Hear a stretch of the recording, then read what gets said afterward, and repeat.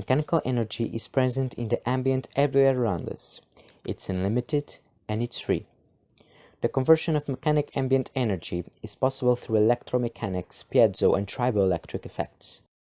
At Cenimat, planar prototypes developed are obtained through a device fabricated with a microstructured composite of ZnSNO3 nanowires, produced by a hydrothermal synthesis at only 200 degrees Celsius, randomly mixed with PDMS.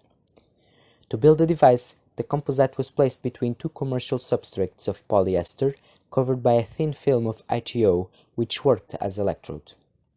The resulted planar nanogenerators, with dimensions of 2 × 2 cm², showed an excellent performance with voltage, current and power density outputs of 120 volts, 13 microamps and 230 microwatts per cm². In the case of linear geometries, a new technique for the deposition of PDMS in carbon fiber yarns was developed by locally curing the silicon elastomer using the Joule effect, which allowed for a precise control of the thickness.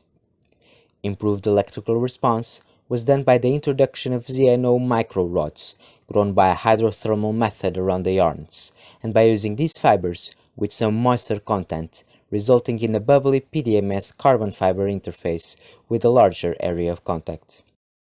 In another outturn of our experimental designs, we have functionalized commercial raw filter paper with an electroactive polymer called polyaniline. Paper substrates were modified through a fast in situ functionalization method, resulting in a conductive fibrous polyaniline composite.